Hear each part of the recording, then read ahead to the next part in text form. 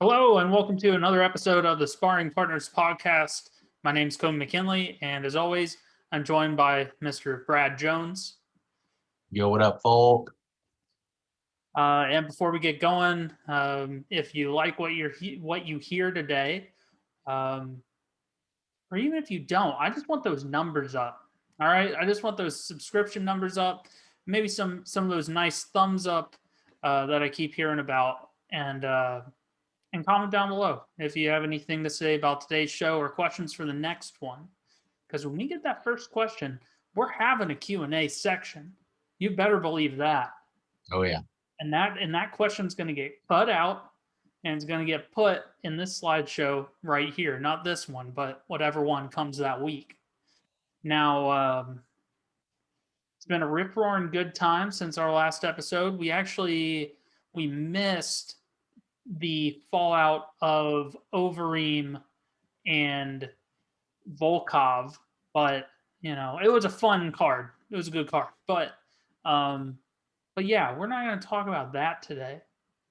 We're going to talk about the fallout of UFC 258, and actually, we'll go ahead and move on. And also, as always, we're brought to you by FilmFightFreaks.com, where you can find my prelim previews of all the latest fight cards. This week is taking a very long time. There's 10 prelims, Brad. There's 10. Unneeded amount. There's so many. Tom Aspinall and Arlovsky got demoted from the main card. They're now a prelim fight. So nice. That will be a good test for Tommy Aspinall to see if he can. Well, because I mean, it's a tradition as true as time itself. Can an exciting young prospect not look like total shit when fighting Andrei Arlovsky? Yeah, it's a test everyone has to take. Yeah, and if you can, we know you're a real guy. All right, we know you're a real guy. If Arlovsky can't make the fight super boring and then somehow win a decision. Mm-hmm. Yeah. That's how it works. On today's episode, we have UFC Vegas 19. Right? You got that? Yeah, it's there. Blaydes Lewis. That's being talked about in this one. Bellator's on Showtime. We missed that after missing the episode last week, but I thought we'd at least cover it today. Yeah. Right? Because it is big news. Yeah. And then 259 is official. We got the posters official. A bunch of the bouts are official. Yeah, and then as always, we have odds and ends. And there's a lot of odds and ends. There's actually a saga that we will cover near the end of the show. All right, so let's get it started. Yeah, boy. We got Blaydes Lewis. Now, Curtis Blaydes taking on Derek Lewis, hence the name. And this is pretty much to see if Blaydes can stay on. I mean, they're just keeping the dude active. He's in one of those spots where they say you got to win. You got to win a bunch in a row, and once you win a bunch in a row, you eventually, in theory, get to fight for a title. Curtis Blaydes is one of those guys where they're just like, we got nothing for you, man. So you're just gonna have to keep fighting and keep winning until you don't, and then we'll say, well, back of the pack, buddy. What do you think about that main event? It's a dope fight. It's a great main event. I mean, it's I'm not going to throw number one contender on it because it's not, but it is a fight between like top three heavyweights. That being said, obviously Curtis Blaydes in just the most roughest of spots. Two knockout losses to Ngannou, who is above him, who's going to be fighting for the belt, and then already announced that John will fight the winner. So Curtis Blaydes is looking down the barrel of, for sure, not fighting for the belt this year. So at the earliest, Curtis Blaydes could hope to fight for the heavyweight belt next year. So with that in mind, it's February. This dude's like, what am I going to do? Right? Okay. So Derek Lewis. This fight was booked last year. It was postponed. Here we go. The problem, it's not a problem, but the thing with this fight is it's gonna go one of two ways, really. There's not too much of the imagination to be used here. Curtis Blaydes has been very open, as he should be, in his game plan of, look, I'm a wrestler. I'm here to win fights and win money, and my wrestling's great. And these other guys' wrestling isn't. And so I'm just going to use my wrestling to beat these guys and to win my money. Sometimes that's really boring, and it doesn't always make the boss happy. But guess what? Curtis Blaydes has never met that boss, so he doesn't care. We'll get to that. We'll get to that. He's here to get paid, and so it's a fact. I mean, I would bet so much money on this that this fight looks like Curtis Blaydes going out there and wrestling every minute of every round, and Derek Lewis trying to stuff takedowns, or once being taken down, trying to just stand up and trying to throw haymakers and get the knockout blow. Derek Lewis was taken down and wrestled and submitted in the second round by DC. With that being said, I just don't see the same submission abilities out of Curtis Blaydes. I'm not expecting him to be able to submit Derek Lewis, but I am expecting him to be able to take Derek Lewis down and beat him up on the ground, much like he did Volkov for 5 full rounds, if not finishing him.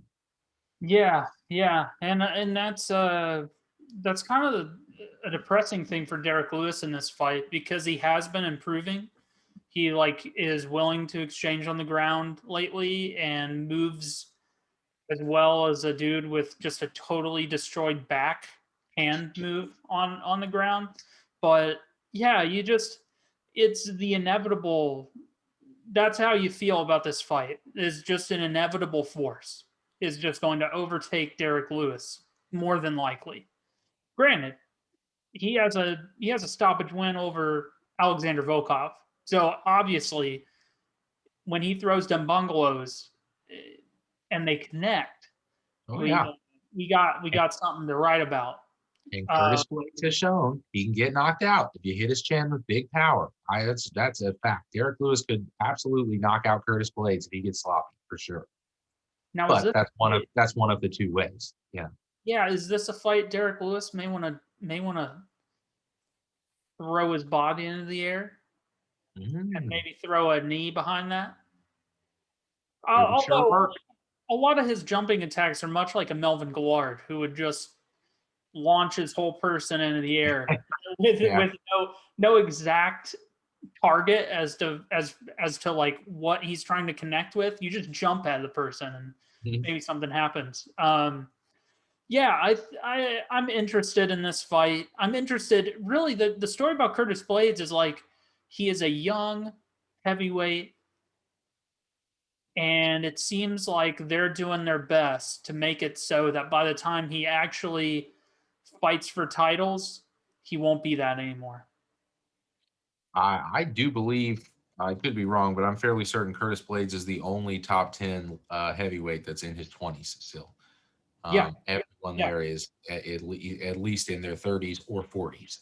And a lot of those guys at the very top of the division are looking at retirement. You're looking down the barrel of like just a couple more years on Stipe, 1 to 2, 3 tops on Stipe. That's a career. It's so exciting, man, to get John up there. That's going to be, I'm very, very excited about John at heavyweight. That is just going to be a wonderful time. Unfortunately, Jones is going to Jones. And so his latest statement is he actually hasn't moved on it. He is speaking out of both sides of his mouth as a Jones, John Bones Jones is known to do. He has been hyping his heavyweight debut.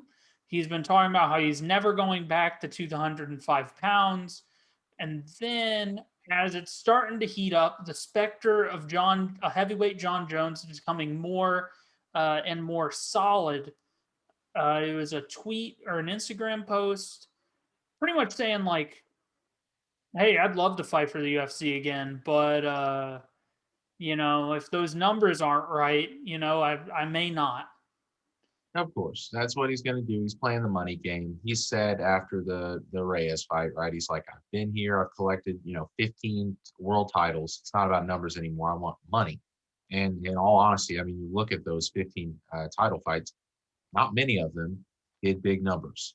You're looking at like the Cormier fights and the Gustafsson fights, but for the most part, he was fighting a lot of Dominic Reyes's and Thiago Santos's and Glovers that weren't really giving him a lot of money. So he sees at this point in his career, it's time to go. Now, obviously he's making the power play for money, but we all know what's going on here. We can see on his Instagram, the man is legitimately going up to heavyweight. He's getting big. He's so big.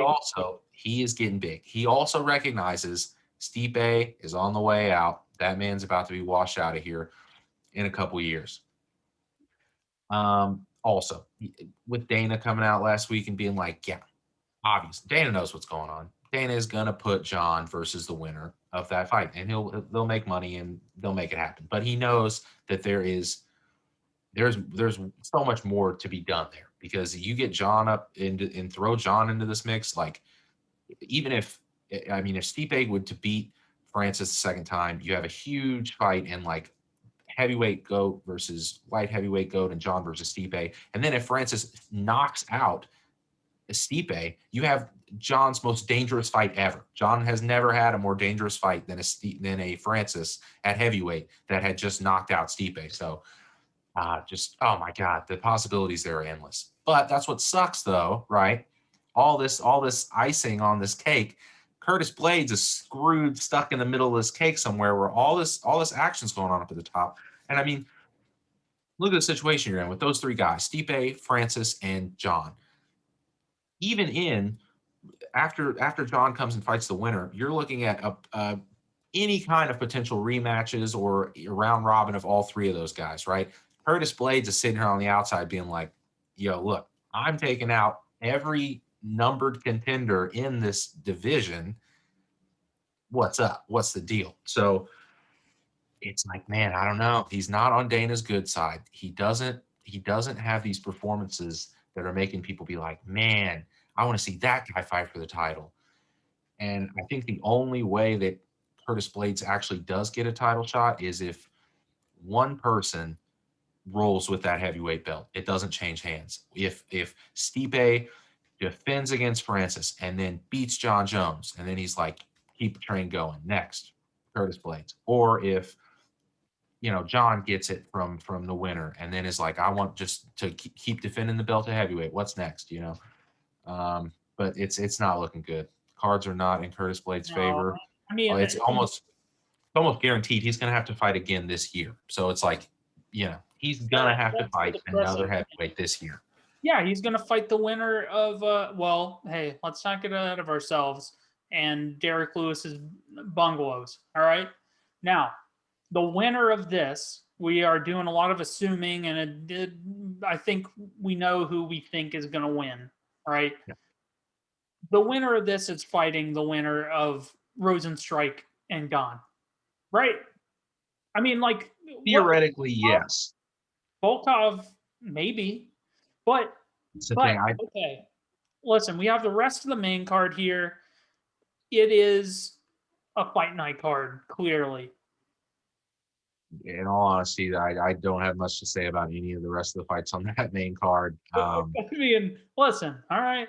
Listen, we got some intriguing matchups on the prelims, and if you want to see more about the prelims, you go to filmfightfreaks.com and you look up the prelim predictions, which will be out Friday, I think. Oh, yeah. Friday. I'm locking it in. Friday. Oh yeah, here's actually I forgot about how these 23 slides of heat. I completely forgot that this was slide number 4. It's so weird. There's so many better fights on the prelims than on that main card. It's strange the way they lay those out. It's very odd to me. For real. And there's actually 3 more underneath these that I did not mention. Rafael Alves and Pat Sabatini should be really fun. And then, dude, there's in addition to name value, which a lot of these fights have, like just pure action. Drakkar Klose versus Luis Pena, like no way that isn't really fun. That is going to be a banger. That should be opening the main card. I mean, Of good course it God. It's should. just like in the middle of the prelims. It's not even the main event. It's crazy to me. That is such a banger of a fight. Yeah. And you cannot, like we were saying earlier, you can't afford to put Andrei Arlovsky against a young upstart. You can't do it. You can't put it on the main card. Never do it. Don't do it again. Listen, you also have Eddie Wineland fighting for his one time of the year, how that he's been known to do, against John Castaneda, which I can't really speak too much on that because that's the one I left off on when I was working on him today. But I already know. I didn't even have to break down Drakkar Klose, Luis Pena to know that's going to be super fun. Oh yeah. Rafael Alves, if you've never watched him fight, do yourself a favor and watch his bout in the Contender Series. He was on week 4, I believe. I was just watching it today. He's super explosive, really fun, throws caution to the wind. He's ready to rock. Yeah, I cannot wait to see him. Julian Eroja and Nate Landwehr, that's another one that has the propensity for high-paced violence. Super, super excited for that fight. Jared Gordon, I've heard that name. Danny Chavez, not sure I've heard that name. But they look like they could have a good time. Oh yeah. Now, Jared Gordon, I've actually watched the whole documentary on for some reason. What was the documentary called? It was the UFC thing. It was when they put together like a 5-part. Each episode was an hour, and it was behind the scenes of the first trip to Fight Island. And the first like 3 episodes were just following Jared Gordon, and I learned so much about that guy. It was very strange. He got into all kinds of trouble on that. There was a reason why they were following him. He went through it in that first Fight Island thing. He got in trouble? Huh? He got in trouble?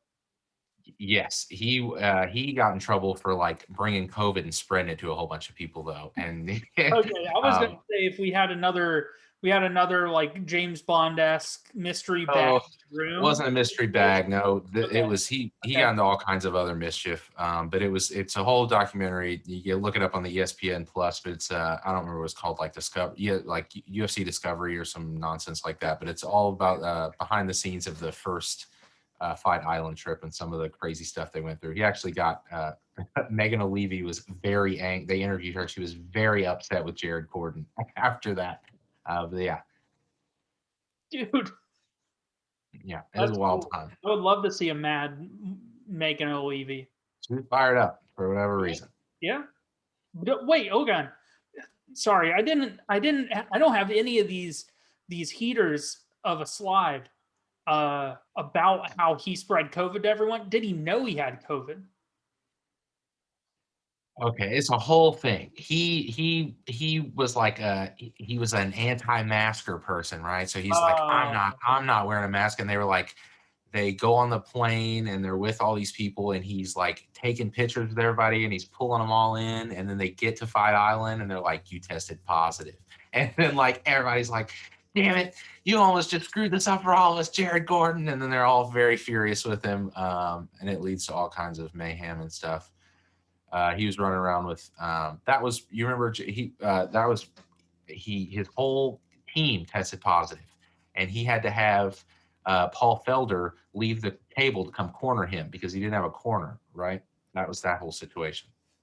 Okay, all right, yeah. So we already brought up a little bit from these next few slides, and I have multiple sagas in this slideshow. The first one, Curtis Blaydes willing to clean out the division to get a title, still expects the GOAT, Stipe Miocic, to be champion. So he predicts that by the time he gets to the championship, Stipe will still be there as champion, which, even if that's correct, no one at the top, with the exception of Ngannou, wants to fight Curtis Blaydes. Not a single one of them. And they will not. And the thing that's so backwards about that, the one guy that Francis, that'd probably be like, yeah, sure, I'll fight him again, has already beat him twice. And so, like, if Francis gets the belt, the UFC will never book Francis versus Curtis Blaydes 3. Never. They would never do it. He better hope that Stipe wins. So we know that Curtis Blaydes has he has tempered the way he speaks, like he has spoken about this camp, because if we remember, he talked a lot leading into his showdown with Alexander Volkov, and this is what the boss had to say: "You look stupid." I'll read the whole quote. I like Curtis Blaydes, but Curtis Blaydes has the wrong attitude as far as I'm concerned. I don't have anything against the kid at all, but when you talk shit like he talked this week, you better come in and whoop somebody's ass when you talk shit like that. When you talk the shit that he did and perform like he did tonight, you look stupid. Yeah, he won. He talked a lot of shit. I don't think you talk the shit. Jesus Christ, Dana. There's no, you don't need, we know what you're talking. God damn it. I don't think you talk the shit he talked this week and come in and perform like that. He's talking about ragdolling people and he's not getting paid and yada yada. He should be getting a title shot. He gassed out at the end of the third, made it to the fifth, and he won the fight. Yeah, he won. Now, yeah, he won. Curtis Blaydes reveals he's never spoken to Dana White. So he had his own response to his last showing, which is ESPN Plus 11, where according to Dana, yeah, he won. This was the biggest nugget of this whole interview. Blaydes revealed that he had never had personal conversation with White. Thus far, their interactions have been limited at most. I have never actually spoken to Dana, not in person. I don't think he follows my Instagram. I know he doesn't have my phone number. I was surprised he even spoke up after the fight. I didn't even think he knew who the hell I was at that point. Of course, you want to be cool with the boss, but I also understand he likes guys who give some highlights. I've got to add some highlights to my resume, and maybe we'll have a drink or two one day. It's like, What the hell, Brad? He's a top 5 heavyweight in the world.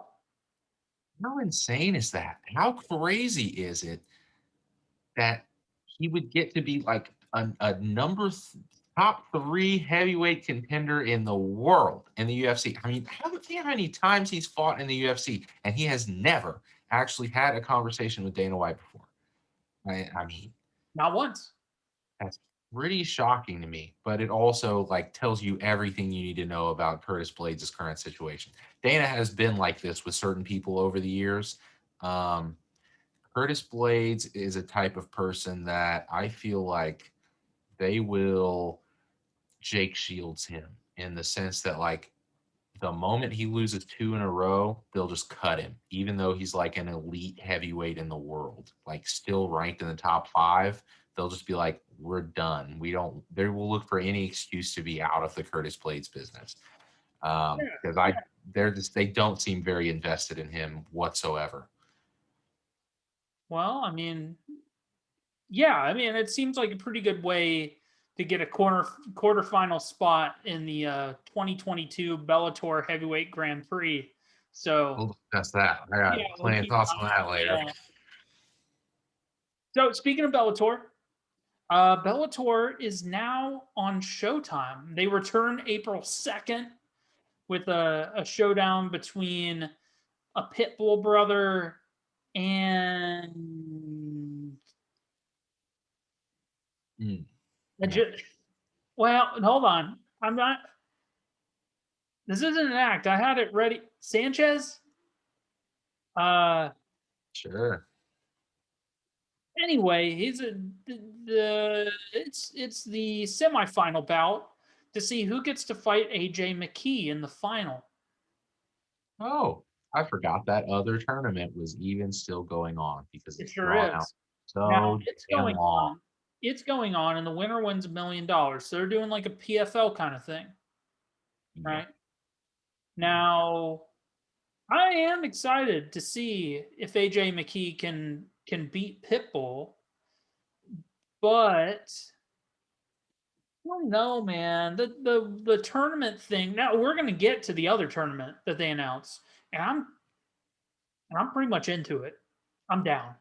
But this tournament, the one that's going Yeah. on right now, my interest level is at 0. And it wasn't very high to begin with, but whatever interest that there was at the beginning it's gone. This thing is stretched on way too long.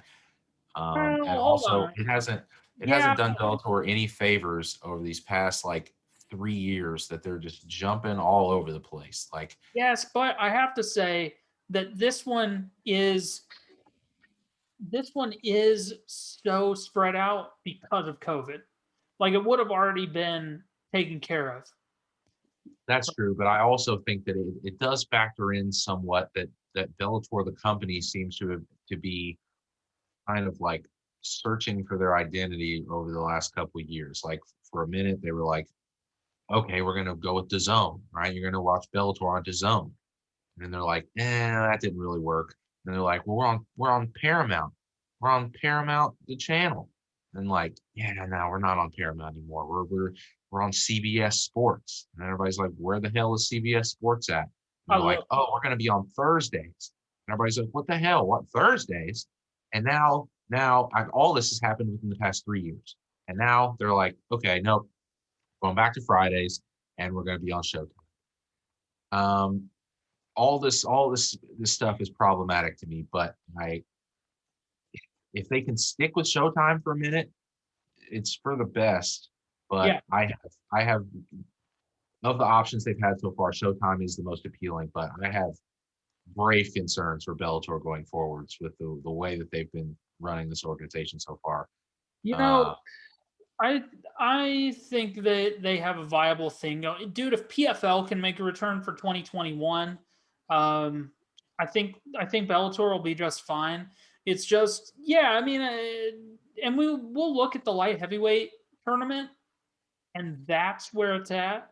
Now, Bellator's lighter weight classes really are homegrown, which I think is ultimately good for Bellator as a company. You cannot rely on name talent that's ultimately not as good as they used to be.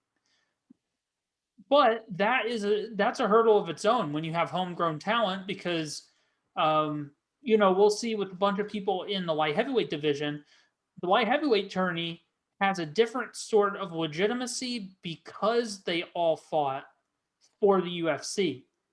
Almost all of them. It Almost is all. almost Yeah. it is almost a full, yeah. It's something else. Almost all of them.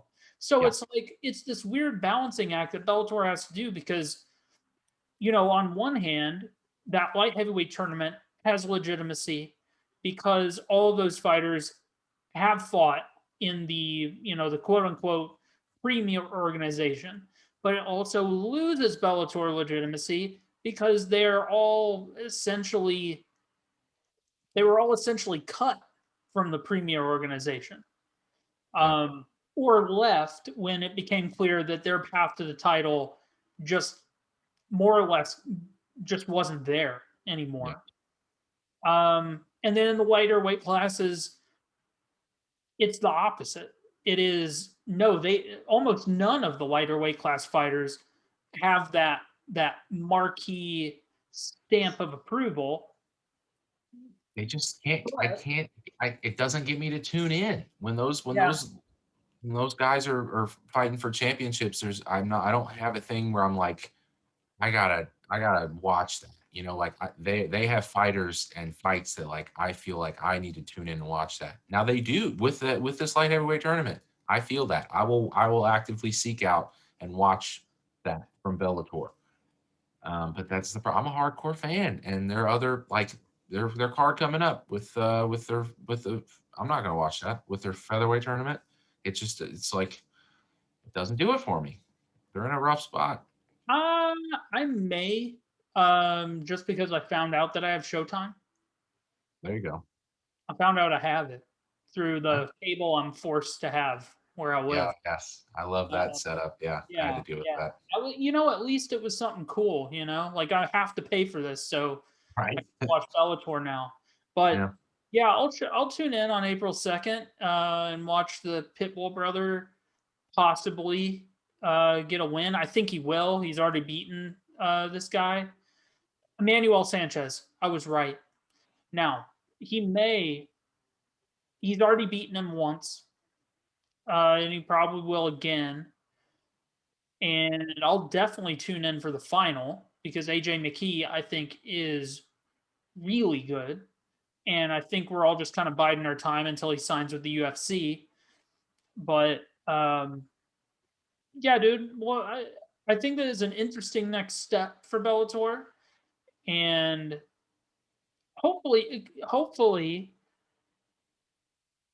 they do well because I want them to do well because ultimately the competition between the promotions is better for the fighters. They're able to play that free agency, although the UFC doesn't really play free agency.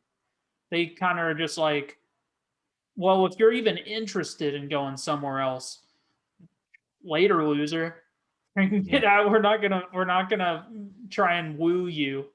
Um, Yeah. if you fight out, yeah, if you fight your way out to, yeah, that's a tradition. That's a tried and true UFC tradition. If you fight yourself out of your contract to test your market worth, the UFC, you might as well have gotten cut. Yep. Yep. So here is the Bellator MMA Light Heavyweight World Grand Prix, and I'll start over on the left. We start April 9th with a rematch between Ryan Bader and Lyoto Machida. That's one I'm very excited for that. Then under that, you have Corey Anderson taking on, I'm not even gonna Yeah. Dove Letozon Yagshir Muradov. Uh, Mm. Yeah. um, so good. And then Yeah. you have Vadim Nemkov, fresh off a stoppage of Ryan Bader, taking on Phil Davis. Um, then under that, you have the fight that pretty much everyone is. I mean, who knows how their viewership will be all the way till October because we have April, then July, then October is the final. Yeah. So who knows how their viewership will be? But everyone's tuning in to see Anthony Johnson versus Yoel Romero on April 16th. Yeah, I think unquestionably of these four initial matchups, including the title fight, the Rumble versus EOL fight is way bigger than any of the other fights on here. Um, okay, so I see this lineup. The very first thing that I think of is, hey, isn't Ryan Bader still the Bellator heavyweight champion? Yes, he is. And he is now going to fight 3 times all this year at light heavyweight. So the Bellator heavyweight belt will not be contested and then his last fight was against Nemkov. So Mhm. we're looking at like essentially 2 years in time that the Bellator heavyweight belt will not be contested. That in itself is hilarious. But B, there's no contenders. There is no one there to fight for the belt. There's no person that's there being like, yo, I'm ready for my title shot. There's no one there. So sure, fine. Ryan Bader can go fuck off in a whole nother division, 60 pounds lighter for 2+ years and still just hang on to the belt. Hilarious to me. I love how Bellator, there's no contenders in these divisions. They can just hang on to belts. Next up, the weird thing to me was I found it strange that they booked Nemkov and Phil Davis too, and not Nemkov versus Corey Anderson, because Corey Anderson had just come into Bellator, number 4 in the UFC at the time, already got a win. I thought it was already a lock for him to be set up for the next title shot. And Phil Davis and Nemkov already fought to a split decision. And so I thought that was a little weird, but this is fine. Put him against a guy that we've never heard of ever. Is that guy making his debut in Bellator? Do you know? Has he ever fought in Bellator before? Who fucking knows, man? Who knows? I have Who no knows? idea. You just said guy. I've never Yeah. heard of that guy ever. Listen, Um, listen, Corey Anderson, yeah, if it's Bellator being Bellator, Corey Anderson should have gotten a shot at the light heavyweight belt based off of a first round stoppage of Melvin Manhoef, yeah. but he didn't. And I actually I like I like what you're thinking, but I think that they were trying to avoid a Phil Davis rematch against Bader or Machida at all costs.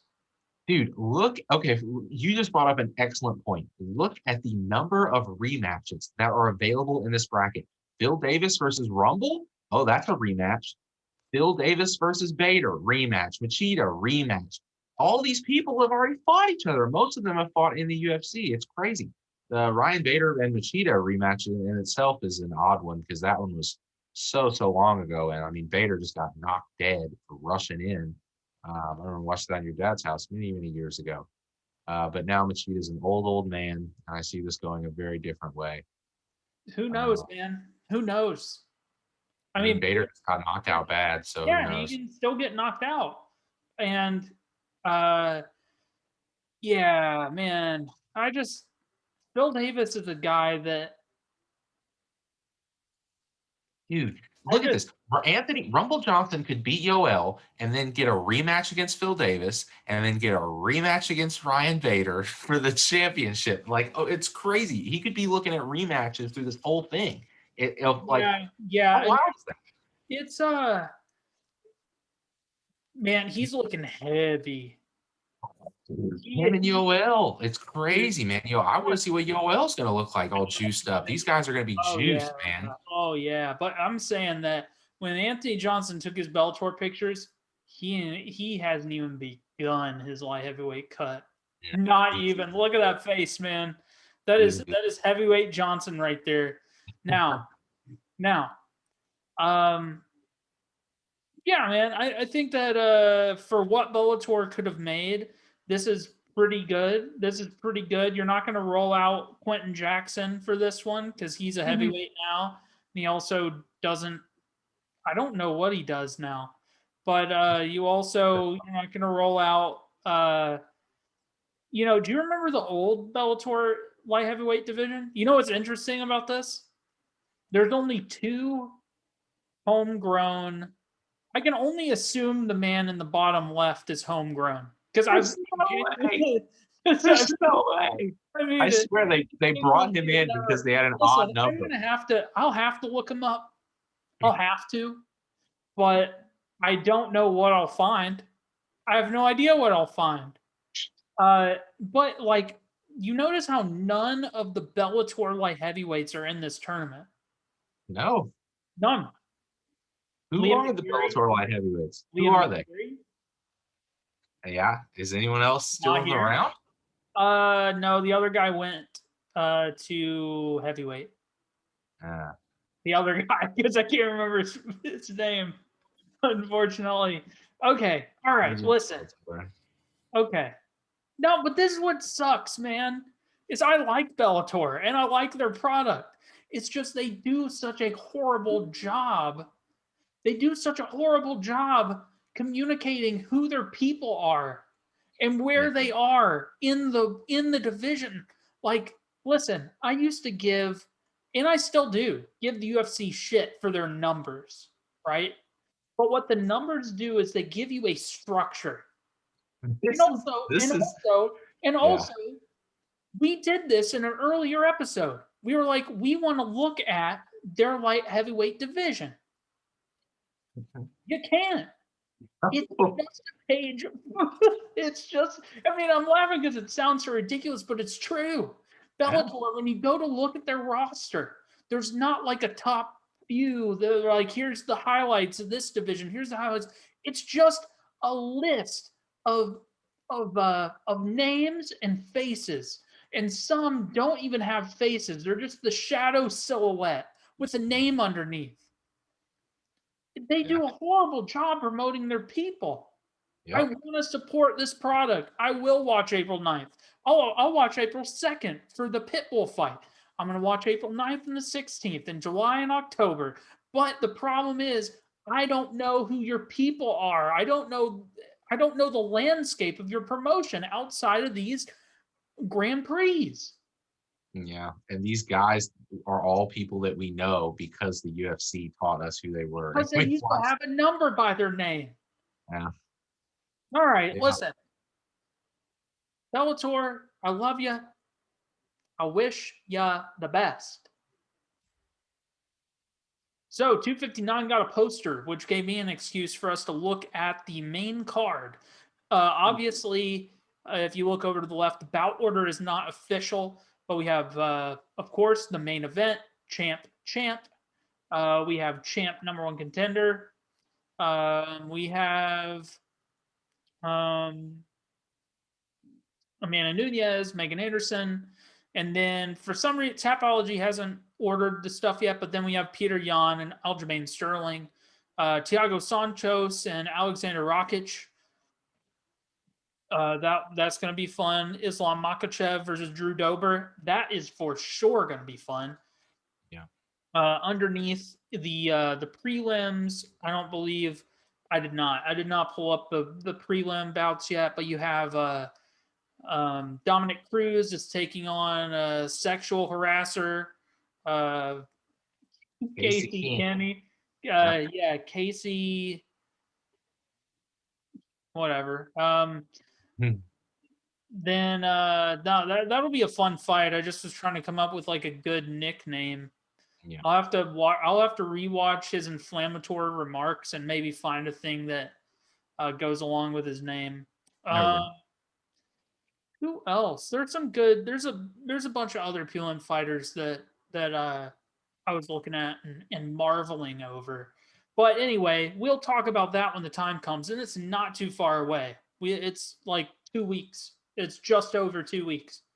Yep. I think like 16 days away, 17 days away. Yep. So Paul Kelly announces retirement. If you don't know who Paul Kelly is, he is a fighter from the late knots in the UFC. Pretty much, he actually did not get cut from the UFC because of losses. He got cut from the UFC because he got caught smuggling heroin. That'll do it. Then he came back. He won a fight in 2020 after serving like 7 years or something of his 15. Yeah. And he was on the comeback, and COVID hit, and so he just announced today that unfortunately, because events have dried up and all that, he's chosen to call it quits. But I just wanted to put this out here for anyone who has never seen it. Watch his fight against Paul Taylor at UFC 80. Super fun fight. It's on Brad. You have a nice collection of bouts on your bookshelf by your television. UFC top 100 fights. Oh, it's on there. It's on there. And actually, it's probably a nicer version than the one on Fight Pass, because the one on Fight Pass is like someone ripped it from a degraded VHS. I don't know why. That's odd. Legitimately is horrible. It's like glitching all over the picture, and maybe it's just me, but like after I saw this, I was like, wow, yeah, I want to watch that fight now. So I go to watch the fight, and it's all glitchy and stuff. So I'm like, okay, maybe I'll like refresh the page. Nope, still glitchy. So I'm like, man, UFC Fight Pass must be doing something weird. I started a different Paul Kelly fight. His fight against Matt Feach. Looked great. Then I was like, maybe I'll play a different one. So I played a different video. Looked great. So I was like, maybe. So I refreshed all of Fight Pass, went back to watch Paul Taylor versus Paul Kelly, and it still looked horrible. It was like the graphics package was just glitching all over the screen. And anyway, look for a Russian MMA link website. You'll get a good copy there. Nice. In addition to this retirement, Stefan Struve has retired. This time, I believe, citing the same health issues that he cited before. Is just he's decided to no longer kind of fight against that.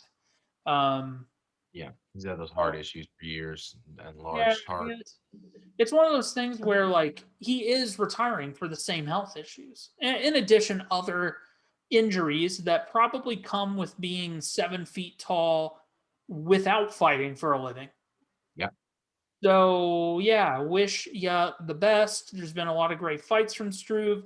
He goes down as a man who never quite. He gave us some dope fights when he was younger. Some of his fights when he was younger were so freaking crazy. His fight against Paul Buentello, where Paul Buentello broke his broke his shit, had his finger like dislocated from his hand, and the his fight against what was it, Anthony Hardonk? Was Yeah. that the one where he like bit through his face and Yeah. That's right. just kept fighting and then eventually got a stoppage win? Yeah. Definitely yourself favor if you never have and watch Hey, some of. Go ahead. I'd say he absolutely reached the pinnacle of the sport. My man is only one of two people to ever knock out the reigning champion Stipe. It is him That's and true. DC. They're the only ones. He has a knockout over Stipe, who's been champion for 5 years at this point. Um, Mhm. besides the little DC excursion. So that's all you can ask for, man. Yeah, You can always say, "Hey, I knocked out that guy that's running around with the belt right now." So you know, go off yeah. into the sunset. He It doesn't was need to do this Stipe's anymore. first big test. It was Main like, can event. you take out a man who's been here? And that night, Stefan Struve said, no, he can't. Yes, So, sir. great career. What a fun dude to watch. Yup. So I pulled this. We're officially in odds and ends, right? Oh, yeah. Now, Antonio Carlos Jr., Shoeface, revealed. So he was cut from the UFC. There were about 9 other people who got cut from the UFC. One of which never lost in the UFC, but was arrested on kidnapping and extortion. Now, one of the people that was released was Antonio Carlos Jr., aka Shoeface, who just lost to Brad Tavares. Now, this is what I found interesting. This was at the very bottom of the report from Guillermo Cruz. I do believe it can be a bit. So, speaking about getting cut from the UFC,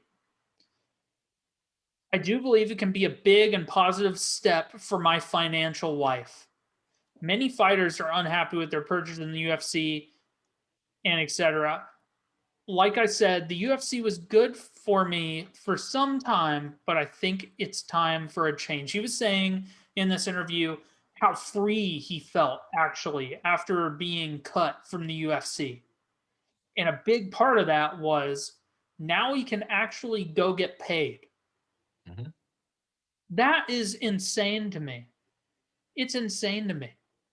It is. It sucks, but it's the way that it is, just factually, is when guys come into the UFC and they are title bound. When you have somebody that comes in the UFC and they're on an upward trajectory and they are headed for a title and they're headed for a belt and they're headed for great things, they will make good money. Their money will escalate and they'll eventually get paid very well or well enough. And if you're a mid-tier guy, if you're a guy that comes in and your escalation stops around the 15 range, or you don't even get to being ranked and you win some, lose some, win some, lose some in that range, they're not going to pay you good money. They're going to pay you enough money to keep you around, and they're going to give you the incentive that, hey, you're fighting in the UFC, right? You're getting more exposure here. This is the premier organization. Maybe something short notice comes along, you can hop in, stay ready, but they're not going to pay you good money. Now, a guy like him, he's free now. He can go sign with PFL or Bellator, and he can be really competitive, and he can make a lot of money. And for a guy like him, it is probably in his best interest to look elsewhere. But if you got a guy like Kevin Holland, right? Kevin Holland's kind of on a roll. They just announced his fight with Brunson this morning. That's a guy that's like, he has potential to make some good money in the UFC, like stringing them together, putting together big flashy wins. But like, you know, Antonio Carlos Jr. wasn't going out there and getting performance of the night bonuses every time, right? No, no, and yeah, I think a big part for these guys is the sponsorships, man. And Yeah. I'm curious to see because the Venom contract goes in sometime this year. Oh yes, it's this year. I want to say it was the first half of the year, like April or something. Well, I am curious to see if the pay scale differs or if fighters are going to be able to have sponsorships again Yeah. because the UFC's big counter argument to the whole sponsors thing was and I believe Dana White talked about this. I mean, he's the speaking he's a talking head for it. Was a lot of fighters. Apparently, it was enough that the UFC thought that they would actually like the program. Enough sport, enough short sponsors didn't pay. They just would stiff the fighter. They just wouldn't pay them. Now, assuming that's not the case, someone like Antonio Carlos Jr., who apparently is going to have to heal up quite a bit. He fractured his tibia and tore his meniscus and something else in his fight with Tavares. So he's going to have to heal up first and foremost. But after he does that, if he can get signed with a promotion that is on television or shit, even on Fight Pass, which there's a bunch of those. Yeah. You throw some stuff on your shorts. You tell Zions thanks for the energy, and you got a nice little payday. A Yeah. payday, probably almost equivalent with how many fights Cowboy Cerrone has in the Reebok deal. Yeah. I mean, when those guys came out afterwards and like gave some of those details about how much money they actually made for sponsorships, I was fairly blown away with like the money some of these guys were pulling in with sponsorships. But also these people were talking about like, hey, if I got injured, right, and I couldn't fight for a year, those sponsorship monies were still coming in. I was getting a check from them. I could go to a booth and sign some posters for Monster Energy or something, right? And they'll still cut me a nice check so I can get by. Those type of opportunities are gone now. That really sucks for a guy like Antonio Carlos Jr. not only lose the fight, but to get his body tore up and then to lose his job. I mean, good God, not a good thing. Yeah, there were some. There were there was no one who was surprising on the cut list that I saw. There were 9 fighters, and there wasn't much fanfare for them. There was that dude. He was the first Jordanian fighter, bald, weird looking dude. Yeah. He got cut, but there was one that was really surprising. One of the very marketable female fighters. I can't remember. Oh, Uh, huh? Ostovich. No, no. We already talked about her getting cut. I don't Uh, know. yeah. Should Anabu, something boo. Uh, Um, you would know her if I have the list. Not on here, but anyway, she got cut. Whoever that is. I,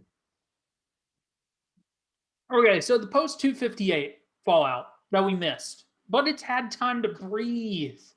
That's the beauty of missing a week. Is all the stuff gets time to breathe. yeah. It's not us. It's not us slipping up. It's us giving stuff a time to breathe. Now, So, Mauro Usman immediately after the fight called for George Masvidal, which, as a purist, as a dude who likes the best to fight the best, I absolutely can't stand it. But that looks like that's how the UFC is going to go. Now, they're also talking about the Ultimate Fighter wrapped into this. yes. So What do you I'll think about this? here's the so I don't like it. I don't like the Masvidal Usman rematch does nothing for me, but I'm understanding what's actually happening. Ariel's kind of laid out what's going on behind the scenes, and it's making sense in terms of what's actually happening. They're about to film their big return of The Ultimate Fighter, and it's going to air on ESPN in the summer. They want something big for this. ESPN is asking for something big, big return, big coaches. UFC has been working for all these weeks on putting together Jorge and Colby as the coaches. Jorge is the one that is holding that up. He's saying, I'll fight him, but I do not want to coach the Ultimate Fighter against him. I don't want to do it. He's been like, nope, don't want to do it, don't want to do it. They've been trying to get him to do it, right? Then all this, the fallout of Leon and Shmaya fight falling apart again. And then you had Usman dominating Burns. So that leads to Dana going out afterwards and saying, well, now we're thinking about doing, Colby versus Leon. Now that was, as Ariel put it, just a marketing ploy to try to get Masvidal to sign. That was trying to poke at Masvidal to get him to sign the tough agreement against Colby. But now that Usman came out and Usman saw the opportunity and he was like, hey, I will coach the Ultimate Fighter and get that exposure and get a rematch of one of my easiest title fights and that sold over 1 million pay-per-views. Oh, of course, Usman played this perfectly because he's looking around like, yo, I already beat everybody in this division. Here's a guy who, if you look at Usman's title defenses, Masvidal was the easiest one. I mean, Colby was very competitive till the end. He's like, yo, I just stomped this dude out. I don't see why it's not going to go the exact same way. Easy fight for me. It sold huge on pay-per-view, and I can go on tough and get all this like free exposure and stuff. It's a big win for him. Now the problem is, it's looking like Dana bites on it, right? And if Dana bites on it, and he goes, well, sure, we just abandon the bad blood friends thing, and we just go with Usman the champ. We have a champ on the Ultimate Fighter, and it's not like he's going to be friendly on there with Jorge. Like Usman and Jorge will get on there and argue and stuff, right? It'll be decent enough television. But I still don't like that. I don't like it. It's fine that they can go and they can banner, but in the end, it leads to being meaningless to me because the build it doesn't that fight is nothing. But on the other hand, Masvidal Colby, that does something for me. That fight is totally intriguing to me. I would much rather see Masvidal Colby. But then you're left with, well, Leon's just out there. But the way it's looking, it's like Colby's like, yo, I'm the one getting screwed over here. I'm not going to help Leon out. I'm not fighting Leon. I'm fighting Jorge. Well, I'm the one that said, yeah, I'll coach against Jorge. Like, what's up? And now Jorge wants to coach, but it's not against me. So it's just a total mess. But in the end, I don't want to see Usman rematch Masvidal next. That does nothing for me. If any rematch is going to happen, I would rather be Colby because Colby has already rebounded with a win over Tyron. And Leon, it just sucks and hasn't fought in 2 years. And people are talking about putting Leon directly in a title fight. No. Leon, let's not forget, Leon already lost in the UFC to Usman badly. So no. Yeah, the division is totally messed up when I'm over here just being like, man, I totally agree with Colby Covington. Dude, Like it's a mess. It's a mess because you feel like there's all these moving parts and everyone is just trying to use the other one's name to make someone feel like an odd man out, so then they'll jump at the opportunity to take someone else's opportunity that one of the people didn't even actually want in the first place, and they actually wanted the other fight that this one's trying to scoot. Dude, the whole thing is a mess. The whole thing is a mess. And now Nate Diaz is trying to put his name in the hat, but no, he doesn't want to fight welterweights. He wants to fight lightweights at welterweight, but not towards a title, but also only wants to fight guys with high ranks. So this whole thing is totally messed up. You have Leon Edwards, who is he is the modern day post knee surgery Rashad Evans. Mm-hmm. He had a title shot, almost, or a number one contender fight. That's gone. Then he was supposed to fight a former champion in Woodley. That's gone. Then, after not taking this fight or that fight because it wasn't perfect, he decides to just take anything, and he's like, "Fine, I'll fight this brand new trailblazing Middle Eastern man." And don't forget, he had to be strong armed into that the first time. They had to strong arm him into accepting that fight against Hamzat. And now that guy, and now because you got strong armed into that fight with which that guy that you got strong armed in fighting, he's gone now. All the other pieces got set up with all the other pieces. So now at the end of the day, you're still the odd man out, even though you had a fight. Dude, Leon Edwards is the perfect mix of poor management and bad luck. It's really sucks for him. And Colby is totally right. All he would be doing would be giving Leon Edwards a chance to take his spot in line. Yeah, he gains absolutely nothing. But I mean, you also have to feel for the guy because there is no reason for any of the top 4 dudes to take a fight with Edwards. There's absolutely no reason for them to do it because, like you said, he hasn't fought. It's either 2 years or almost 2 years. Yep. No one. The last person he beat was RDA. RDA has already left the division, went down to lightweight, and established himself as a ranked top 10 lightweight. It's a total disaster. And the thing that's the craziest to me to all this is all these moving pieces, almost every single one of them will be a rematch against Usman because Usman is one of these guys that cleaned out the division on his way to the belt. And now he has the belt. And I'll tell you right now, he ain't losing that thing anytime soon.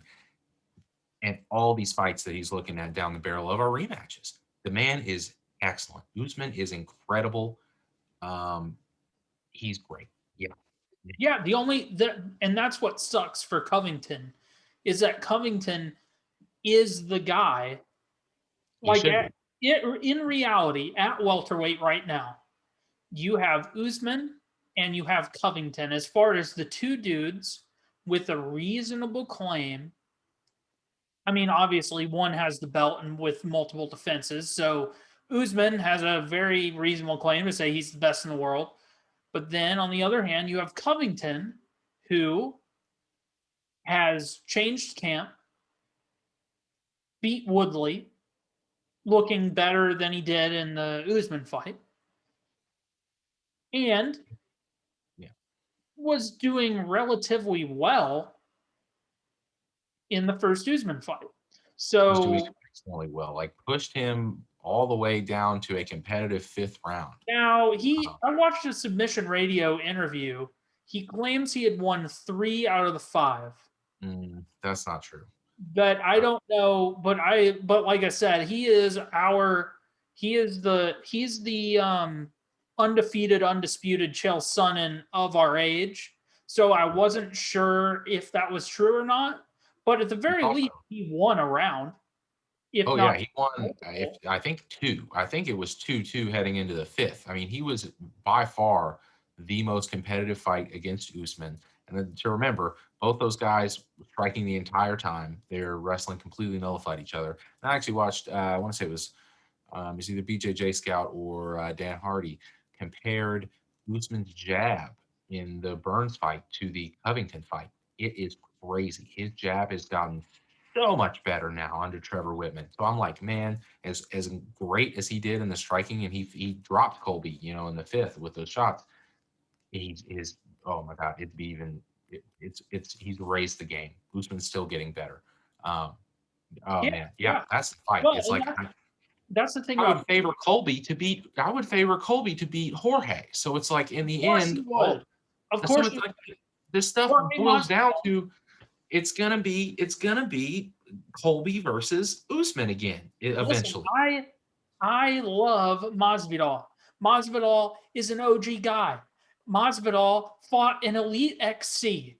Hmm. Masvidal got inverted triangle choked to sleep by Toby Yamada and Bellator. Okay, I've seen them all. I've seen all the iterations of Street Jesus, Yeah. right? But his hype far exceeds his level of ability. He is very good. Don't get me wrong. But the common issue for Masvidal has always been wrestlers. And he knocks out Ben Askren with a flying knee. Very good. No one had done that. But the reality is, that's not the type of MMA wrestler Masvidal struggled against. He always struggled against the well-rounded wrestler, which that's all that's left is well-rounded wrestlers. And Leon Edwards, which again, he won't fight because Leon Edwards he might as well be making his UFC debut. Yeah. So it's really sucks for Edwards, but that's the truth. Yeah. So welterweight's a mess. We got everyone. No one wants to fight anyone, and the only people who want to fight each other are the least interesting matchups possible. Yeah. So Yes. whatever. The Ultimate Fighter is back. Everyone, eat the slop. Eat the slop. Just a little note. So Dana White did confirm Charles Oliveira, Michael Chandler was offered. Now Dana White, in a rare, Dana White may be growing before our eyes, Brad. Mm, Did you see this quote? I did. Yes. Very interesting. Very interesting. This is not the Dana White I know, and it's probably not the Dana White you know. So they offered Charles Oliveira a fight against Michael Chandler. Oliveira said no. Now that seems like a familiar story in the UFC, but this is what's not so familiar. Dana White then defended Oliveira's choice not to take a short notice fight. What Yeah. did you do with my Dana? Yeah. What did you Dana's do with actually, my he Dana? said it before. I don't remember what press conference it was, but Dana has actually mentioned with his own mouth that he was aware that Charles Oliveira makes an incredibly brutal weight cut to lightweight. Like Charles Oliveira has told him, like, I have to cut like 6 weeks, and it is like hell for me to get down to lightweight. So I'm sure when they called him up and were like, "Yo, we need you to fight in like 2 weeks," he's like, "Come on, guys, you know the deal. There's no way I'm going to be able to. I'll have to cut my arm off to make that weight." Like, obviously, he made the case to them. Like, Dana can see it, right? Dana, what's he gonna say? In the end, did that card need that fight on it? No. Um, they did just fine. And Ariel slipped out the other day and said that they've already put together Michael Chandler versus Gaethje. So, Of course, that is the uh, fight you need. and also they're going to do this. They're continuing with this stupid nonsense of not booking a lightweight title fight, and they're going to continue to leave the belt on Khabib, and they're just going to have Conor and Dustin fight for a third time with no belt. Going to have Michael Chandler and Gaethje fight with no belt, and then Oliveira's just going to sit on the sidelines or fight somebody else with no belt until Bro, bro, uh, this is until what? this Until is what? this is the ultimate irony, man. It was kind of like it kind of was like a hypocrisy burn at first, but now it literally is what Dana White was saying Khabib didn't want to do. Yeah, He said he doesn't want to hold up the division, guys. So he's just, he's taking a step back. He would never want to hold up the division. But also, at the same time, that doesn't mean we won't. It's it's it's mind ridiculous. boggling. It's ridiculous. Anyway, this was just a note. Um, it is interesting that Oliveira said that, like, yeah, given time, of course. Yeah. Like, given the time, yeah, I would take on Michael Chandler. Really interesting. He seems like a guy I really, really want as a title holder Yeah. because they're very rare. They're very Oh, rare. oh, yes. And they're ultimately, weirdly enough, hated. Yeah. Like a DJ, Demetrius Johnson. He didn't care if it was your UFC debut. Does everyone tell you that he's the number one contender? Then yeah, I gotta fight him. Like Yeah. that's the guy I have to fight. I don't care if only like his mom and brother know who he is. If he's Yeah. the next best guy that I haven't beaten yet, then yeah, I guess I fight him next. Mhm. Um, yeah, we've been in a different era for a while, but it's like at different times it chills out and you're like, oh, okay, sport as we knew it and sport as we know it. Right now is a time where we are like full blown TMZ levels of like diva ness in Yeah. some divisions, man. It's annoying. It's annoying. Um, okay, this is the last piece of odds and ends.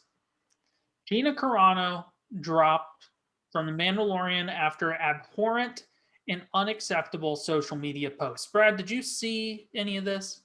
I did, of course. Yes, I've seen Yeah. all of it. Yeah. Okay. Now, it does suck because I did like her portrayal of that character in The Mandalorian. And she was supposed to get her own spinoff, which I feel like would also have been pretty cool. Mhm. Now, for the full statement,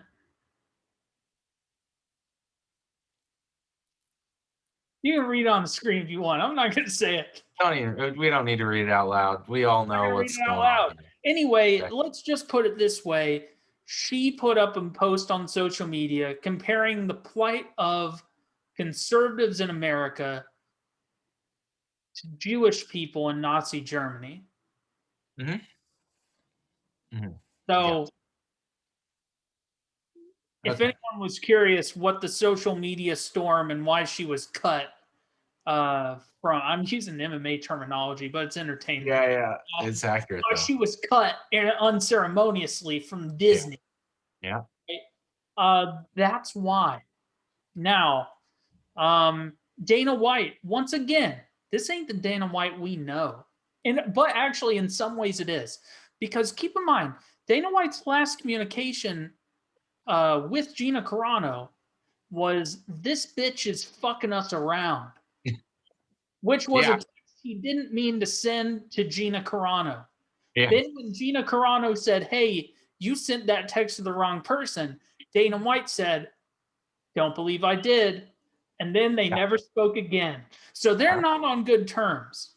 But you know what gets under Dana's skin more than anything else? Ariel Helwani.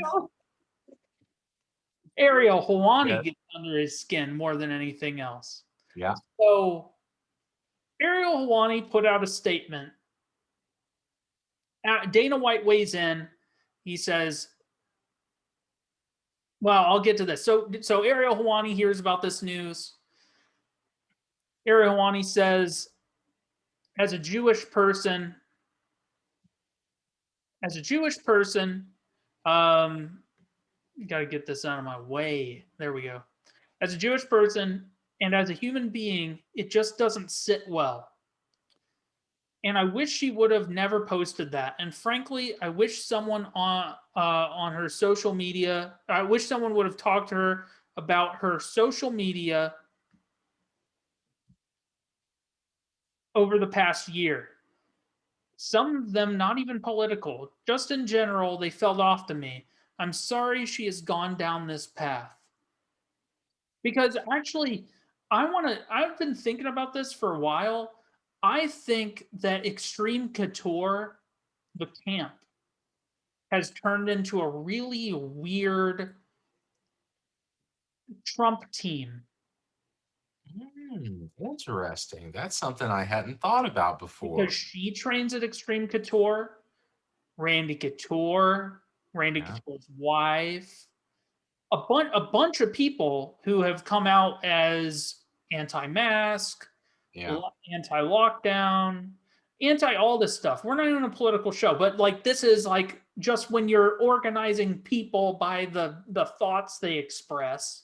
See, it would make sense though, right? In your Right. camp, you're in there training with these people every day, especially if you're like your coach, your Randy, right? Your guy that's showing you stuff is all like he's A showing you guy moves that and you look also being up like, to. masks Yeah. are bad. Don't get the vaccine. You're probably like, oh, okay, yeah, sure. Well, not even that. It's like, this is fucking Randy Couture. Yeah. It's Randy Couture. All right. Yeah. And he's telling me the It sucks election to be rigged. it. I Okay. Listen, I wanted him to show me that cool technique where he bounces people off the cage to help them fall over his shoulders so he can double leg them better. But fuck. before he Oh my showed me, god. before he showed me this technique, he's like, yeah, and so this is a technique I hit Tim Sylvia with, and and you tumble him over like the legitimacy of our elections. That's and that's what he's like. I'm just a patriot, just like you and Pat Miletich. Ugh. Now, listen, yeah, it's Randy Couture. You're gonna listen to the guy, right? So Yeah. anyway, this is what's going on. Now, Dana White, after this statement came out from Helwani, uh, pretty much just was like, man, that sucks. I really wish she would have talked to someone or like, maybe got a second opinion on that. White used the occasion because he was asked about this. Um, he's like, hey, you remember the bitch that was fucking you around? She Yeah, got right. kicked off her TV show. Yeah. So White used the occasion to take an unprompted shot at ESPN employee of Jewish heritage with whom he has feuded, Ariel Helwani. It's a super interesting dynamic, by the way, Mhm. because the UFC is hosted on the same network that Helwani works for. Mhm. Um, I really wish ESPN or Disney would have like strong armed Helwani into like covering events in person. Because I mean, like, I let's don't be think the real. UFC would even allow it. I know, but I really wish I could see some in-person interviews where he and Dana White just gotta be there. Like they just have to be together. Ariel's got beefs with everybody. He's beef with I Luke know. Thomas hard as hell too. It's crazy. Yeah, but listen, that's a whole other situation. Like, didn't Dana White like choke Helwani? Yeah, yeah. Like gripped He him had by his shirt? his goons rough him up. Yeah, yeah. Okay. And then he cut his media credentials completely and all that crazy shit. Yeah. Okay. White said, leave Gina alone when asked about the situation. Listen, we make mistakes. We all make mistakes. For everybody to go in on her, I love how Ariel Helwani made it all about him. It was all about him. Such a douche. Is easy for like Dana's even for people that Dana has had beef with. If they are on the same political side of the aisle as him, he will ride with them. And this So, is what this like, is about. Gina so Gina like, gets of course, Gina comes Helwani out. would have something to say about it. It's in the sphere that he covers for a living. It had to do with Jewish heritage, and he is Jewish. And that What, shows that Dana White went and watched it. So it's like, why are you watching Ariel shit anyway? yeah.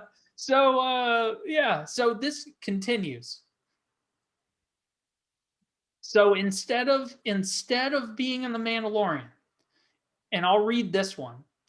Instead, the 38-year-old former mixed martial artist announced a new product where she's teaming up with conservative firebrand Ben Shapiro and his website Daily Wire to produce and star in a new film project.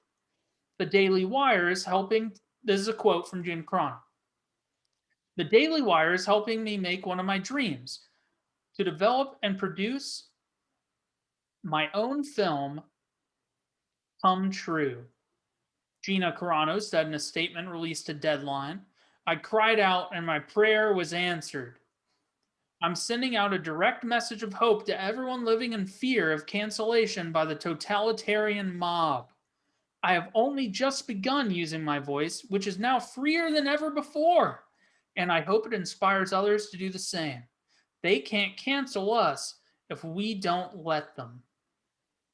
Okay? So that is the statement from Carano, the woman who's been canceled, but also got a movie deal. Yeah. Okay. Okay. So this is the last film. Don't worry, we're not going to watch the trailer. This is just a screenshot of the trailer so I remembered what the name was of the film. Now, this is the Daily Wire's debut film. They have a subscription to the Daily Wire, and when you sign up for the Daily Wire, you get a subscription to their entertainment properties. This is Run, Hide, Fight. Brad, do you know what this movie is? Oh yes, I'm aware of all of this nonsense. So this is a Die Hard inspired school shooting film where this young woman survives a school shooting by running, hiding, and then fighting her way out. So this is the company that Carano is now working for. Run, Hide, Fight got such reviews as, to the liberals who ranked this movie, thanks for the tears, I was thirsty. Also, check out that fan percentage, democracy has spoken. Another review from Grayson W. Run, Run, Hide, Fight. It's fine. 3 stars. That's stars. Yeah. Jesus fucking Christ. 1 star. Like that. Yeah. And my favorite, what all the files were named after, so good. Can't wait for their THERE next movie with Gina Carson. Yeah. So there you go. That is, listen, I was bummed to see Gina Carano kicked off, but I feel like Gina Carano is more free than ever, which unfortunately for her and the like public perception of her, that's only going to make things much, much worse. Oh yeah. So yeah, it's a classic. So this is the thing. You look at all the. So it is a 95%. This other movie, Run, Hide, Fight, has a 95% viewer score on Rotten Tomatoes. Yeah. The important thing to remember, though, is that in order to see the film, you have to be subscribed to the Daily Wire. Yeah. Anyway, I had to do these last 2 slides when I saw Deanna H's review. So good. Can't wait for their next movie with Gina Carson. God damn, dude. I lost it. And the last slide of the whole episode. So, interesting fact, Tyron Woodley has in fact not beat a single ass since releasing his hit single, I'll Beat Yo Ass. Tyron Woodley made his rap debut with I'll Beat Yo Ass on September 14th, 2018. He has then since lost 15 straight rounds and has not won a single fight. Yeah. Yeah. So, interesting factoid for everyone. And that's our show. So, yeah, good luck to everyone in their new ventures. I wish Gina Carson the best. Mm-hmm. And we got a great fight card on Saturday, and more to come on the next week. I believe the next card is. I was just looking at it. Rosenstrike and gone. Rosenstrike and gone. Yeah. That'll be a good one. I like the poster for that one. It looks like a classic. Yeah, I do too. But yeah. Brad, do you have any thoughts on anything before we get out of here? No thoughts. Thanks for checking us out, people. Peep the YouTube channel. And if you like, comment below.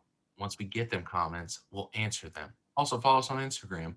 And we got clips and stuff coming. So check it out. Yeah. All right. Thanks, y'all. See you next week.